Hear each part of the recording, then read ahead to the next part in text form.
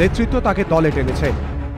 আজ রেজ্জাক সাহেব এসছেন, আমরা খুশি, কিন্তু দলের এই সিদ্ধান্ত কোনো মতেই মানতে পারছেন না ভাঙড়ের বহু তৃণমূল কর্মী। রেজ্জাক মোল্লা ভাঙড়ে দীর্ঘদিন ধরে একেবারে অত্যাচারী শাসক হিসাবে পরিচিত, তো সেক্ষেত্রে মানুষ তো রেজ্জাক মোল্লাকে একেবারেই মেনে নেবে না। তৃণমূলের শীর্ষ নেতৃত্ব তার প্রশংসায় পঞ্চমুখ। আজ রেজ্জাক সাহেব দীর্ঘদিন বামপন্থী আন্দোলনের নেতা এবং কৃষি জমি আন্দোলন করেছেন দীর্ঘদিন চাষিদের পক্ষে। তাকে অনেকে আবার চাষার বেটা বলেও সম্বোধন করেন। এসছেন, আমরা খুশি। কিন্তু এত সহজে বিষয়টা হজম করতে পারছেন না ভাঙড়ের তৃণমূল কর্মীরা। অতীত মনে পড়ে যাচ্ছে তাদের। ভাঙড়ে এখনো কান পাতলে শোনা যায়, রেজ্জাকের আমরা মানব কেন? সে সারা জীবন সিপিএম করে করে বেড়ে গেছে, এখন তৃণমূলে আসলে আঙ্গা কি ভালো চোখে দেখবে?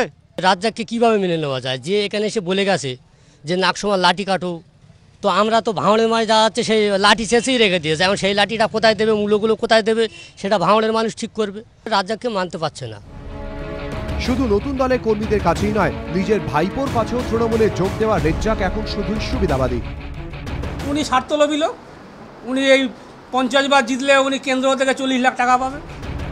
এই পরিস্থিতিতে বহিষ্কৃত রেজ্জাককে কটাক্ষ করার সুযোগ হাতছাড়া করছে না সিপিএম। গান গেয়ে বিদ্রুপ করছেন রেজ্জাকের একসময়ের কমরেড।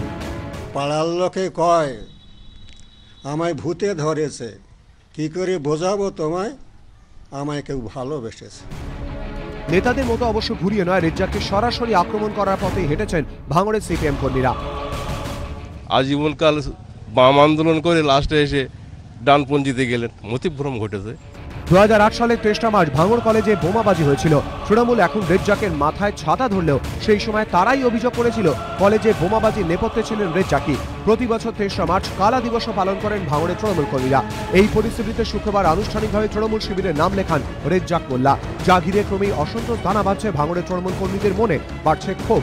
তাৎপর্যপূর্ণভাবে যেদিন রেজ্জাককে তৃণমূলের মঞ্চে দেখা গিয়েছিল, সেদিনই তৃণমূল নেত্রী কড়া বার্তা দিয়ে ঘোষণা করেছিলেন, পার্টি যাকে ক্যান্ডিডেট দেবে তাকে নিজের প্রার্থী হিসেবে গ্রহণ করবেন। পছন্দ হলো না, 4টে লোক নিয়ে এসে বিক্ষোভ করলাম, তাতে পার্টি মাথা নত করবে না। রাজনৈতিক মহলে গুঞ্জন, নতুন অতিথি রেজ্জাক মোল্লাকে এবারে ভাঙড়ে প্রার্থী করতে পারে তৃণমূল। সেক্ষেত্রে চাষার ব্যাটার জন্য ভাঙড়ে বড়সড় ঝড় অপেক্ষা করছে বলেই মনে করছেন রাজনৈতিক পর্যবেক্ষকদের একাংশ। ভাঙড়ের আকাশে রেজ্জাককে নিয়ে যে মেঘ জমেছে তার পূর্বাভাস ইতিমধ্যেই মিলতে শুরু করেছে। সারা জীবন সিপিএম করে করে বেড়ে গেছে, এখন তৃণমূলে আসলে আঙ্গা কি ভালো চোখে দেখবে? নিমাই পান্ডা ও সত্যজিৎ বৈদ্য, এবিপি আনন্দ।